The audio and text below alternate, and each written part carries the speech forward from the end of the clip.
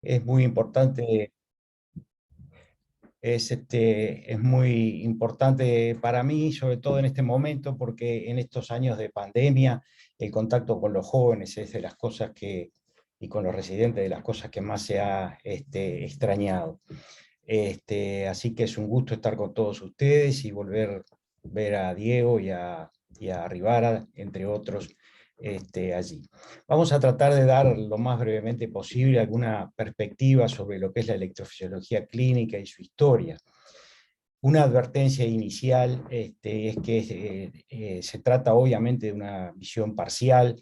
Es imposible resumir todo lo que ha pasado en electrofisiología a lo largo de la historia, y también advertirles que claramente es una visión totalmente sesgada y personal de mi parte. Bueno, si vamos a los orígenes de la electrofisiología, podemos remontarnos a lo que queramos en la historia. Podemos ir a la China de hace 2500 años, podemos mencionar a Hipócrates, que ya decía que aquellos pacientes con síncope podían morirse, o con dolor en el pecho podían morirse, a los primeros registros de muerte súbita, y al primer libro de muerte súbita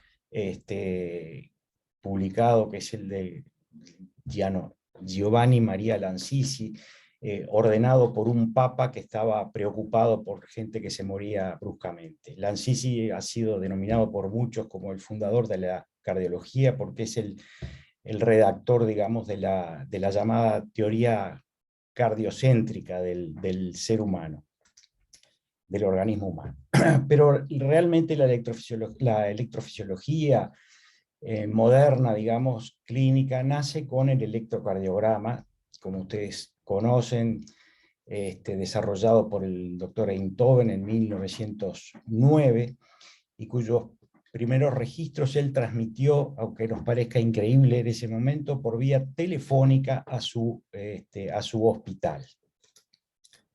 Y la electrofisiología se trata ni más ni menos que traducir el electrocardiograma a lo que en realidad pasa en el sistema eléctrico del corazón. Es decir, el electrocardiograma es una imagen registrada desde la superficie de lo que está pasando en el sistema eléctrico del corazón, y nosotros, al aprenderla, lo que tratamos de hacer es ver desde afuera lo que está pasando. Así, cuando leemos un electrocardiograma y miramos los intervalos y medimos el PR, una de las cosas básicas que todos medimos, bueno, también tenemos que saber que el PR está integrado por varios intervalos: la conducción en la aurícula, la conducción en el nódulo y la conducción en el Hipurti, por ejemplo. Para resumir algunos aspectos históricos, podemos decir que los haces anómalos fueron descritos en el siglo XIX. Hay una cantidad de estudios anatómicos del corazón en el siglo XIX, y Kent descubrió esos haces anómalos, lo que denominó haces anómalos, a los fines del siglo XIX. El electrocardiograma, como decimos, en 1909, Wolf, Parkinson y White describieron su síndrome clínico electrocardiográfico, clínico porque lo describieron en jóvenes con taquicardias, y electrocardiográfico porque describieron que esos jóvenes con taquicardia tenían un electrotipo bloqueo de rama, ellos no sabían de lo que era, y es su clásico síndrome. Lo que se llama la preexcitación ventricular fue descrita en 1944, y en la década del 50 empezaron los primeros registros de la actividad de las de His. Y así se desarrolló lo que inicialmente se llamó un estudio del sistema de conducción. Así llamaban muchos viejos cardiólogos al estudio electrofisiológico, que primero se dedicó a estudiar las bradiarritmias y después al estudio de las taquiarritmias. Pero en realidad la electrofisiología se desarrolló en base al desarrollo posterior de procedimientos terapéuticos, marcapasos y cardiodefibriladores, a los cuales no nos vamos a referir en esta presentación, pero bueno, los primeros surgen en los 60 y los segundos en los 90. Inicialmente la cirugía, tanto del Wolf como de la taquicardia ventricular, que inició en la década de los 60, y luego la ablación y los procedimientos híbridos. Lo que ha cambiado para bien y para seguridad del paciente esta especialidad es el desarrollo de la tecnología, que como hecho negativo tiene que lo que hace es aumenta la distancia en un país chico como el nuestro con lo que se desarrolla en los centros de referencia. Pero sin duda el desarrollo tecnológico ha cambiado, está cambiando y seguirá cambiando lo que es esta especialidad. ¿Cuál es la importancia clínica de esta especialidad? Como decíamos, es la especialidad que trata de los trastornos eléctricos del corazón, y la muerte súbita es la principal forma de muerte en nuestro país y se debe a un trastorno eléctrico del corazón. Por otra parte, la fibrilación auricular es la arritmia más frecuente, clínicamente más frecuente, y genera una importante morbimortalidad. Y por otra parte, los pacientes, existen otro tipo de taquicardias supraventriculares que todos conocemos, que afectan a pacientes jóvenes y comprometen, si bien excepcionalmente su vida, pero sí su calidad de vida. El desarrollo de la electrofisiología clínica nace de aspectos básicos, y entre ellos está el potencial de acción. El potencial de acción, es decir, es el registro de la actividad eléctrica de las células miocárdicas, que son células activables, y cuya sumatoria se traduce en el electrocardiograma. Ese potencial de acción en las distintas zonas del corazón tiene distintas formas, y la forma del potencial de acción de cada grupo de células en cada sector del corazón va a determinar la velocidad de conducción, es decir, la pendiente de fase cero, la primera fase del potencial de acción, determina la velocidad con que ese estímulo se contagia a la célula siguiente, y a la siguiente, y a la siguiente, y así se conduce ese estímulo, y por lo tanto determina la velocidad de conducción. La duración de ese potencial de acción determina el tiempo durante el cual esa célula o ese grupo de células está refractario, y esas son las fases 1, 2 y 3, y es el periodo refractario. Y si tiene actividad espontánea o de polarización espontánea en la fase 4, determinará si esas células tienen automaticidad o no tienen automaticidad. Lo importante es recordar que velocidad de conducción, periodo refractario y automaticidad son las tres características básicas de todos los ritmos cardíacos normales y anormales. Y el propósito de un estudio electrofisiológico es determinar la velocidad de conducción, los periodos refractarios y la automaticidad de los distintos sectores del sistema eléctrico del corazón. Como yo les decía, a partir del registro de las de His, lo primero que se estudió históricamente en la electrofisiología fueron las bradiarritmias. Hoy día es excepcional que un paciente sea sometido a un estudio electrofisiológico a partir de una bradiarritmia, es decir, lo que se ha aprendido permite, con la información que tenemos desde la superficie, ya sea por un Holter o por un electrocardiograma o por otro sistema de registro ambulatorio, que hoy día son abundantes, tener el conocimiento exacto de lo que está pasando dentro del corazón y poder tomar actitudes terapéuticas o decisiones pronósticas importantes. Por ejemplo, este paciente que tiene un Holter, que tiene ese registro con un ritmo sinusal normal durante el día, y durante la noche está durmiendo, y entonces tiene bradicardia sinusal, un PR largo y un bloqueo 2-1. Hoy sabemos que esto es fisiología y es por aumento del tono vagal. Pero lo que desarrolló la electrofisiología, y en lo cual se centra hoy día prácticamente esta especialidad, es las taquicardias. Y el mecanismo principal de las taquiarritmias es la reentrada, como seguramente en este curso van a seguir conociendo, y se basa básicamente en la existencia de dos vías, una vía con unas determinadas características electrofisiológicas que decimos de vía rápida, y una vía con otras características electrofisiológicas que llamamos vía lenta, y ante determinadas situaciones se produce un bloqueo en una de ellas, y el circuito permite cerrarse.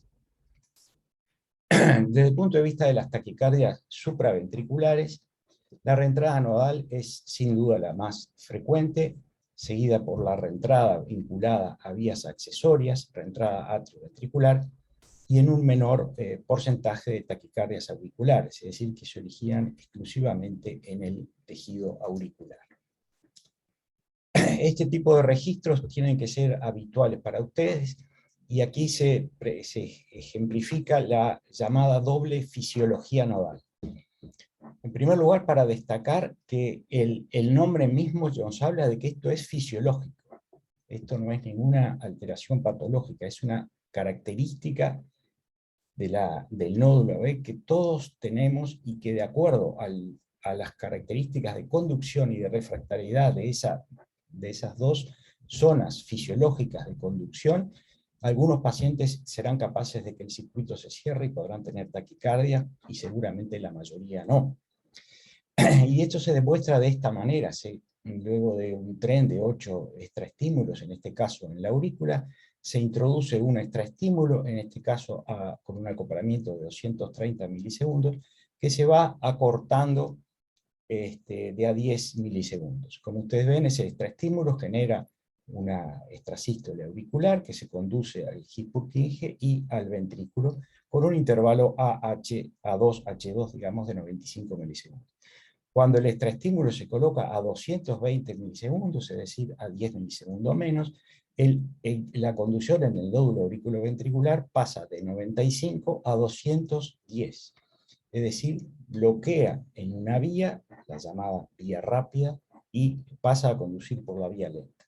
Como la vía rápida se bloqueó, el estímulo que baja por la vía lenta puede volver hacia la aurícula por la vía rápida, y ahí origina lo que se llama un eco auricular, o eventualmente una taquicardia por reentrada nodal. Queda claro que la actividad auricular, en este caso, está coincidiendo con el QRS, es decir, metida dentro del QRS. Aquí tenemos una paciente con un electrocardiograma con historia de crisis de taquicardia supraventricular, con un electrocardiograma basal normal, con un electro en taquicardia donde es de complejo fino, y que es muy difícil de ver la onda P, pero la onda P, cuando está fusionada dentro del QRS, lo que hace es deformar el QRS. Entonces, si ustedes miran lo que es la derivación B1, que es una derivación muy importante en este tipo de taquicardia, y miran el QRS en B1, y miran ahora el QRS en B1, ven que es totalmente distinto. Entonces, la onda P hay que buscarla en deformaciones del complejo QRS en la taquicardia por reentrada nodal. Y eso nos va a permitir también, cuando informamos un Holter, ustedes que van a ver en policlínica de Holter muchos pacientes, van a poder ver cómo van a poder hacer diagnóstico del mecanismo de taquicardia por un registro de Holter. Como ustedes ven, este es el QRS normal de esta paciente, hay una extrasístole, un latido que se conduce más lentamente hacia el ventrículo, y como ven, el QRS durante taquicardia es diferente al QRS en ritmo sinusal, lo cual nos permite definir que la onda P retrógrada está metida aquí dentro del QRS, y hacer diagnóstico de una probable reentrada nodal. Los síndromes de preexcitación constituyen la otra gran causa de taquicardias supraventriculares, sobre todo en jóvenes. Este artículo de revisión, publicado, si no recuerdo mal, en la década de los 70 por el doctor Gallagher, uno de los maestros de la electrofisiología en el mundo, describe totalmente casi todo lo que hoy día sabemos de la interpretación de los síndromes de preexcitación. Está escrito en ese artículo, publicado en unos progres de cardiología, ya les digo, en el año 70. Y hoy día a raíz de la ablación, hemos aprendido muchísimo de la electrofisiología. Y una de las cosas básicas que inicialmente ya se aprendió es que se trata de una alteración anatómica, pero que no es ningún haz de tejido especializado, sino que es una fibra de tejido muscular que conecta el miocardio auricular, que está acá arriba, y el miocardio ventricular acá abajo, que conecta o que está en contacto entre el miocardio auricular y el miocardio ventricular y permite la conducción del estímulo eléctrico. Este es un corte del surco auriculoventricular, acá está el tejido adiposo, los vasos, aquí está la válvula, y esta es la fibrita muscular, que es la vía accesoria que determina esta anomalía en el electro. Estos pacientes lo que tienen es lo que se llama una taquicardia recíproca ortodrómica, es decir, tienen dos vías que son el sistema normal de conducción y la vía accesoria, y de esa manera se establece un circuito de macro-reentrada que determina lo que se llama la taquicardia recíproca ortodrómica. La terapia de este tipo de pacientes, más allá de la farmacológica, que a veces, o en general, no es la ideal para pacientes jóvenes, la terapia intervencionista se inició con la interrupción quirúrgica, también en la década de los 60 y 70 de esta conexión accesoria. Lo que se hacía era disecar el surco auriculoventricular en la zona donde se había mapeado que debía estar la vía accesoria, y con esa disección habitualmente ya desaparecía, pasando una gasita con una pinza, ya desaparecía la preexcitación. Se aplicaba allí muchas veces crioablación para completar la lesión y evitar recurrencias. Yo me hice mi entrenamiento en electrofisiología en la época de la cirugía. Es decir, en el centro que yo estaba, había 2 o 3 cirugías de Wolf todas las semanas. Eso determinaba que el paciente ingresaba un día, se hacía el estudio electrofisiológico completo, con mapeo, se definía dónde estaba la vía accesoria, porque es muy importante para determinar el acceso quirúrgico, dónde está la vía accesoria, y al otro día el paciente iba a cirugía. El drama era cuando al tercer día nosotros lo íbamos a controlar, es decir, 24 horas después de la cirugía, a ver si tenía recurrencias o no tenía recurrencias. Y a veces, en la minoría de los casos, tenía recurrencias y el paciente debía volver a cirugía cardíaca. Pero una cosa importante que le pasaba a estos pacientes es que muchos de ellos tenían, además de su vía accesoria, tenían una doble fisiología nodal y tenían taquicardia por reentrada nodal, que se manifestaba más claramente después de la cirugía del Wolf. Entonces era realmente muy penoso haber operado un paciente de Wolf y que el paciente viniera un tiempo después y decir, tengo taquicardias de nuevo, y ver que tenía una reentrada nodal. De tal manera que en este trabajo, que fue mi principal trabajo de la residencia de electrofisiología, tratamos de definir las indicaciones para asociar a la cirugía de la vía accesoria lo que se llamaba en ese momento la modificación de las dos vías accesorias, que también era a través del mismo acto quirúrgico. Es decir, se hacían aplicaciones de crio en los alrededores del nódulo auriculoventricular hasta que el PR se prolongaba. Cuando el PR se prolongaba, se detenía, eran 9 puntos que eran descritos anatómicamente alrededor del nódulo auriculoventricular. Bueno, esa es la etapa en la cual yo me formé, 3 cirugías por semana y alguna taquicardia ventricular también por semana. De hecho, entonces, cuando volví al Uruguay, lo primero que traté de hacer fue contactarme con un cirujano. Ahora, conseguir un cirujano al cual le interese la electrofisiología, creo que es una persona que no existe por diferencias formativas inevitables. De tal manera que no pude conseguir ninguno, y realmente estuvieron bien los cirujanos, porque la verdad que la cirugía hoy día de las arritmias tiene un sitio secundario en el tratamiento, por lo menos de primera instancia, de las arritmias. Pero bueno, nos pusimos ya allí en el año 90, se empezó a desarrollar la ablación. Primero era con corriente continua, eso sí, yo tenía experiencia, se hacían ablaciones del nodo AB con corriente continua, es decir, se hacía un choque de 200 joules entre la punta de un catéter ubicada en el GIS y un parche en la piel. El paciente saltaba como quien tiene un choque ante una cardioversión o ante un choque de un desfibrilador, y se provocaba bloqueo AB. Era un procedimiento que a mí siempre me impresionaba por lo agresivo, pero los pacientes toleraban. Y después surgió la radiofrecuencia a través de los estudios del desarrollo fundamentalmente del doctor Jackman y otros, y eso determinó que en el año 93 pudiéramos hacer las primeras ablaciones por catéter utilizando radiofrecuencia en nuestro país, y tuve el honor de hacer la primera ablación en el Hospital de Clínicas con el doctor Cuesta hace ya también muchos años. Como decíamos, la ablación por catéter se desarrolló en la década de los 90, a partir de trabajos fundamentales del doctor Jackman, utilizando dos fuentes de energía básicas, la radiofrecuencia y la crioablación.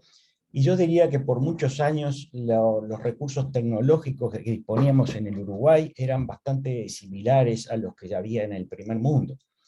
Hoy día, como ya sugerimos al inicio, el avance de la tecnología ha hecho que se hayan desarrollado, entre otras cosas, catéteres distintos que muchas veces es muy difícil de tener acceso en nuestro país a este tipo de tecnología. Aquí tenemos un paciente que claramente tiene un síndrome de preexcitación, PR corto, con preexcitación ventricular, tiene su taquicardia. En este caso la onda P se visualiza perfectamente separada del QRS y en la primera mitad del RR, y en un procedimiento extremadamente elegante el paciente es curado definitivamente por un procedimiento de ablación. Algunos de estos pacientes con Wolf pueden tener muerte súbita, y el mecanismo de la muerte súbita es siempre fibrilación auricular y de ahí fibrilación ventricular. De tal manera que, a pesar de que es poco frecuente, es útil en todos los pacientes que tienen vías accesorias Wolf hacer una estratificación de riesgo adecuada, y uno de los criterios de riesgo es el RR en fibrilación auricular. Pero lo más importante es que ante un electro de estas características, ustedes hagan diagnóstico de FA preexcitada, y no hagan diagnóstico de FA por la irregularidad con bloqueo de rama. Tenga el paciente la edad que tenga, que es un error común. Entonces, tenemos que acordarnos que de la sigla FBI, que es muy conocida por todos, que todo electrocardiograma con una arritmia que es rápida, fast, broad, ancha y irregular es una fibrilación auricular preexcitada hasta demostración de lo contrario. Si nosotros nos equivocamos, el paciente va a sobrevivir. Si nosotros pensamos que es una fibrilación auricular con bloqueo de rama y le damos drogas para bloquear el nodo AB, podemos matarlo. Así que tener presente esto, que es básico y fundamental. Y la otra cosa a tener presente es que, si bien un RR en fibrilación auricular de menos de 250 ha sido descrito como factor de riesgo de muerte súbita o de fibrilación ventricular, hay muchos pacientes con vías accesorias, con preexcitación, que están asintomáticos y que tienen un RR, esta zona sombreada allí, y que tienen un RR en fibrilación auricular que es menor a 250. Siguiente paso del desarrollo de la electrofisiología fue la fibrilación auricular, como decíamos, la arritmia más frecuente, y se empezó también por la cirugía.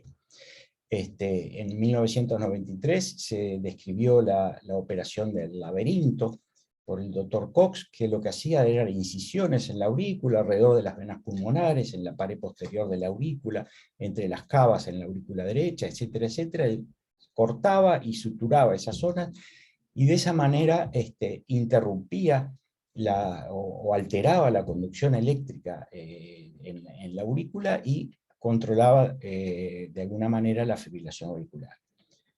Siguiente paso fue tratar de hacer este mismo procedimiento por vía no quirúrgica. Yo vi las primeras presentaciones, eran procedimientos de 16 horas, donde se trataba de hacer esas mismas líneas, con catéteres muy básicos en aquel momento, en las mismas líneas que hacía el doctor Cox del MEIS, hacerlas a través de catéteres. Eso fue muy difícil, tenía muchas complicaciones en aquel momento, hasta que las publicaciones de Aizaguerre en Francia definieron y cambiaron la historia del tratamiento de esta arritmia, definiendo que las extrasístoles que originaban la fibrilación auricular, en la enorme mayoría de los casos, la actividad eléctrica provenía de las venas pulmonares. Esas venas pulmonares tenían actividad eléctrica y generaban extrasístoles que ocasionalmente generaban la fibrilación auricular. Esas extrasístoles se ocasionaban en la desembocadura de las venas, esto es tejido de vena, esto es tejido de aurícula. Como ven, en el borde existe una superposición de tejido venoso y tejido auricular. Allí la conducción del estímulo es anormal, están los tejidos entreverados, y ahí se origina una actividad eléctrica anormal que puede generar entonces la fibrilación auricular. Y en los primeros trabajos del doctor Aizaguerre se definió en las venas pulmonares y la mayoría del origen de estas arritmias, sobre todo en la aurícula izquierda, mucho más que en focos extrapulmonares en la aurícula derecha. Inicialmente lo que se hacía era ir a buscar esos focos dentro de la vena. Y yo vi hacer muchísimos procedimientos de esto. Ir a buscar esos focos dentro de la vena, se ponía a veces un catéter que era como una canasta dentro de la vena y se definía de qué electrodo es que venía la extrasístole y se iba a cauterizar allí. Luego la evolución demostró que había un riesgo de estenosis de las venas pulmonares en ese tipo de procedimientos, por lo cual lo que se realiza actualmente y a partir de ese desarrollo, del desarrollo de los sistemas de navegación, es el aislamiento eléctrico de las venas pulmonares, es decir, aplicar la radiofrecuencia afuera de la vena, no dentro de la vena, tratando de aislar eléctricamente la vena de la aurícula, sin ir a cauterizar dentro de la vena como se hacía inicialmente. Aquí tenemos un registro nuestro de un paciente. Este catéter es el que está en la vena, el catéter lazo, que es un catéter circular que ustedes conocerán. Como ven, la actividad en la vena y la aurícula está fusionada allí. Al empezar la radiofrecuencia ya se separa la actividad de la aurícula de la actividad dentro de la vena, y finalmente, completado el aislamiento, quedan totalmente aisladas. Como ven, el paciente está en ritmo sinusal, y adentro de la vena los potenciales eléctricos están totalmente disociados, es decir, la vena está aislada. Y en este caso la vena está en taquicardia, aquí está el registro de la vena está en taquicardia y el paciente está en ritmo sinusal, es decir, la actividad eléctrica de la vena está totalmente disociada de la actividad del resto de la aurícula. Muy bien, con las taquicardias ventriculares pasó lo mismo. Es decir, luego de la primera etapa en la cual se utilizaban las drogas y se hacía el test de drogas, y 1, y 2, y 3 drogas juntas, etcétera, etcétera, y la demostración de que eso no alteraba la sobrevida de los pacientes, muchas veces hasta la comprometía, bueno, muchos pacientes iban a cirugía, utilizando distintos técnicos de mapeo, mapeos punto a punto, o sistemas como ese que está en la foto, de balones para el mapeo, y lo que se hacía fundamentalmente en pacientes con taquicardia posinfarto era la resección subendocárdica de la zona cicatrizal y crioablación, como está mostrado aquí, de los bordes de la cicatriz. Muchas veces estos pacientes tenían aneurisma ventricular, se resecaba el aneurisma, se resecaba el endocardio fibrosado a la vista, y se hacía crío en los bordes, en la zona borde del infarto, que es de donde venía la taquicardia. Esa también era una cirugía que por lo menos había 1 o 2 por semana en el centro donde yo me formé. Obviamente la cirugía ahora tiene un valor muy limitado en este tipo de pacientes. y la ablación por catéter ha aumentado muchísimo sus indicaciones, fundamentalmente por la evolución tecnológica, los sistemas de mapeo diversos y procedimientos con distintas fuentes de energía, con distintos sistemas de mapeo y de navegación, con la integración de imágenes de resonancia, etc., han alcanzado una evolución notable en el tratamiento de este tipo de arritmias. Pero por razones de tiempo no nos vamos a referir a este tipo de tratamiento ablativo de las taquicardias ventriculares, sino que nos vamos a encarar más bien en un encare clínico que creo que va a ser de más de utilidad para ustedes. Nosotros hemos identificado lo que hemos definido como los problemas más comunes para el encare clínico, y los vamos a ir desarrollando rápidamente. En primer lugar, no registrar un electrocardiograma de 12 derivaciones. Es absolutamente imprescindible para el diagnóstico y es posible en la enorme mayoría de los casos. Cuando no es posible es porque el paciente no tolera la taquicardia hemodinámicamente y quiere que sea reanimado, ya sea cardiovertido, etc. Pero cuando la mayoría de las taquicardias que el paciente accede a la consulta es posible registrar en un electro de 12 derivaciones. En segundo lugar, pensar que si el paciente la tolera bien no es ventricular, y que si la tolera mal es ventricular. Eso no existe y creo que se los habrán dicho ya muchísimas veces, no voy a insistir en eso. No recordar lo que es aberrancia y lo que es preexcitación. Aberrancia es el retardo en alguna de las vías, bloqueo de rama derecha, izquierda, bloqueo de rama derecha con el bloqueo, es decir, el complejo tiene que ser coherente con un bloqueo de rama. No cualquier QRS ancho puede ser una aberrancia. Y lo importante es tener claro que la preexcitación, es decir, cuando los ventrículos se activan anterógradamente antes que lo que deberían por el sistema de conducción, es como si fuera una taquicardia ventricular, porque de hecho el ventrículo es el que está siendo activado por una vía normal y el estímulo está naciendo. Y el estímulo que activa gran parte del corazón está naciendo desde el ventrículo. Por ejemplo, aquí tenemos una taquicardia de complejo QRS ancho con bloqueo de rama derecha. Aquí no tendríamos mayor problema en decir que se trata de una aberrancia.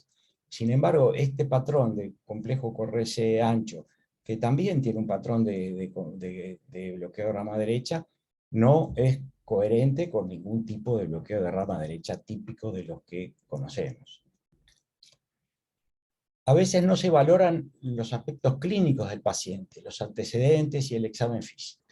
Hay que tener presente que el 90% de las taquicardias de QRS ancho son ventriculares y que ocurren en pacientes con habitualmente taquicardia estructural, o sea que con cardiopatía estructural. O sea que si viene un paciente que tiene antecedentes, que tuvo un infarto y una taquicardia de QRS ancho, aunque no veamos el electro, tenemos que asumir que es una taquicardia ventricular. Y hay que siempre buscar cosas básicas que son los signos de disociación auriculoventricular, el pulso yugular, justamente por eso, el primer ruido variable o la presión arterial variable. No recordar los algoritmos es otro tema. Los algoritmos hoy día no hay que aprenderse ninguno de memoria, hay muchos, todos son buenos, todos tienen sus pros y sus contras, y todos los tenemos en el teléfono. Así que lo que tenemos que hacer es mirar el celular y interpretar el electro adecuadamente. Buscar siempre, usemos el algoritmo que usemos, elementos de disociación auriculoventricular, como puede ser los complejos de fusión o de captura, como el que está marcado allí. A veces no recordamos que hay morfologías clásicas de taquicardia ventricular, del tracto de salida o de la región posterobasal del ventrículo izquierdo, que son, como digo, muy, muy típicas. Existe una tendencia a usar empíricamente la miodarona, lo cual está prohibido. Siempre recuerdo al maestro del doctor Cuesta, el doctor Brugada, que decía, medio en broma, medio en serio, que al que usara miodarona en el servicio de él, le cortaba una falange de un dedo cada vez que la usaba. Y es así, la miodarona es un tratamiento crónico que no puede definirse en la urgencia, debe definirse de una manera más meditada. Muy útil, pero debe definirse su utilidad de una forma más meditada. Y por último, no tener un algoritmo de valoración y seguimiento. No hay por qué tenerlo memorizado, está todo publicado. En la patología que queramos podemos ver las guías, las tenemos todas en el celular, y determinar un algoritmo adecuado de seguimiento. Hoy hemos aprendido también que una cosa es la taquicardia ventricular y otra cosa es la muerte súbita por fibrilación ventricular. En primer lugar, hemos aprendido que el mecanismo de la enorme mayoría de las muertes súbitas es una fibrilación auricular, y que su etiología en los mayores de 35 o 40 años es fundamentalmente la cardiopatía isquémica. Y hay otra serie de etiologías que afectan fundamentalmente a la población más joven, que son todas las canalopatías, cardiopatías congénitas, o incluso la fibrilación ventricular idiopática. Y bueno, el siguiente paso entonces es la ablación de la fibrilación ventricular, que es lo que el futuro nos empieza a vislumbrar en la electrofisiología. Hay mucha evidencia también de esa mente clara que es el doctor Ayzaguirre, de que hay actividad eléctrica, en este caso en el His-Purkinje, que es responsable de muchísimos de los casos de fibrilación ventricular, y de esta manera se están desarrollando muchísimos sistemas de mapeo del sustrato eléctrico de la red de Purkinje para llegar a la ablación de la fibrilación ventricular, que será el próximo paso de la electrofisiología. Y como decíamos, desde el inicio la tecnología ha cambiado absolutamente todo. Y bueno, el futuro, que lo verán ustedes, nos depara muchas sorpresas. La salud electrónica va a influir a toda la medicina, pero a esta especialidad de manera primordial. La inteligencia artificial, el uso de sensores, ya sean implantables o usables, va a cambiar totalmente el approach que nosotros vamos a tener con nuestros pacientes. Los pacientes podrán tener y van a tener en el futuro, o sea, van a venir a la consulta o van a transmitir su información a nuestra computadora, a nuestro servicio, a través de una infinidad de dispositivos que podrán ser audífonos, parches, relojes, cinturones, anillos, etcétera, que nos van a dar información biológica de la situación de ese paciente. Y existen cientos, por no decir miles, de aplicaciones para el celular, para uso de los pacientes, para monitoreo de distintas situaciones biológicas, a las cuales nos vamos a tener que adaptar, utilizar y utilizar adecuadamente, que seguramente va a enriquecer el contacto con los pacientes. Lo más conocido y popular, porque también existe en nuestro país, es el sistema Cardia para la detección del screening de fibrilación auricular. Es un dispositivo que se asocia por Bluetooth al celular y que permite, apoyando 2 dedos, registrar una tira de 30 segundos de un electrocardiograma que se nota con una precisión del registro muy buena. Esto se salva al teléfono celular y se puede compartir con el médico o con quien sea. Esta misma tecnología es la que está presente en los relojes inteligentes. Estos son sistemas usables, pero existen también sistemas implantables que transmiten al celular, y de allí va un reporte al médico tratante. O sea que lo que es el uso de la inteligencia artificial, los Big Data y la Internet de las cosas van a cambiar totalmente la práctica de nuestra medicina y de la electrofisiología, sin duda.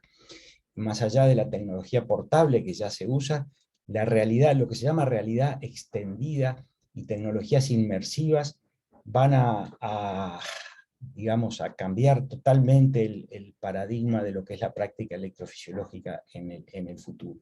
Ya se está utilizando sistemas intraprocedimientos de electrofisiología, donde uno tiene integración de imágenes de resonancia, de mapeo, de registros electrofisiológicos, de radiología, de ecocardiograma, en lo que se han definido esas 3 tipos de realidades: aumentadas, virtuales o realidad mixta que integran las dos cosas, pero esa realmente nos vamos a adaptar cuando desde niños y en la escuela nos aprendan a manejar esta herramienta. Bueno, muchas gracias a todos, y bueno, gracias de vuelta, Alejandro, por permitirme compartir estas reflexiones con ustedes. No, Walter, en realidad muchas gracias a vos, y bueno, en alguna medida me resulta hasta emocionante escucharte la charla.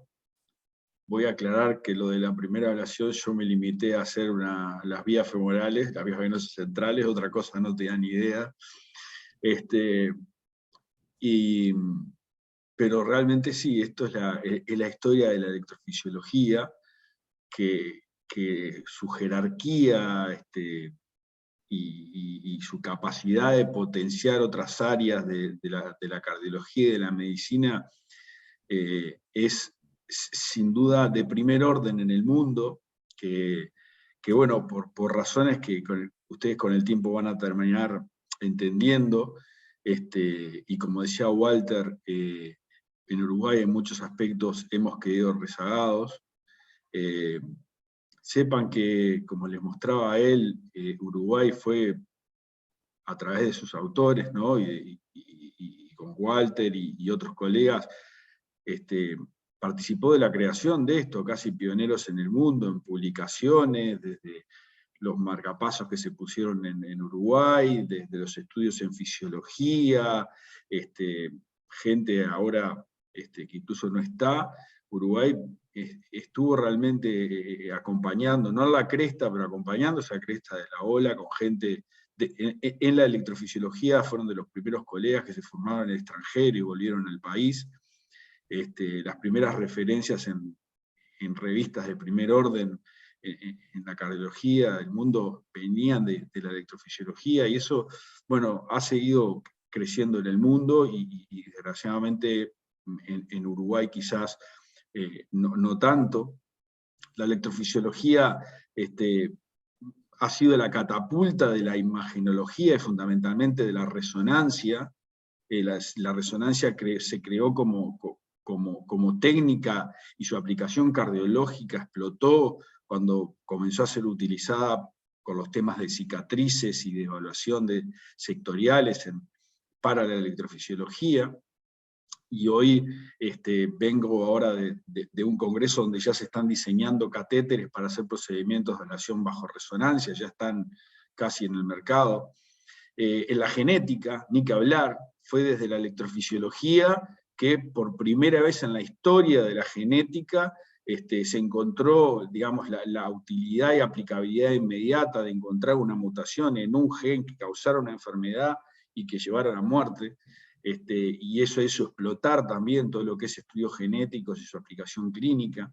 En fin, quisiera poder en esta rotación transmitirle el entusiasmo que tenemos algunos con la electrofisiología, que van a tener que a veces disculparla, porque bueno, los que nos dedicamos a esto a veces lo hacemos más por pasión que por vocación. Bueno, gracias Walter de vuelta, y bueno, nos seguiremos viendo los jueves.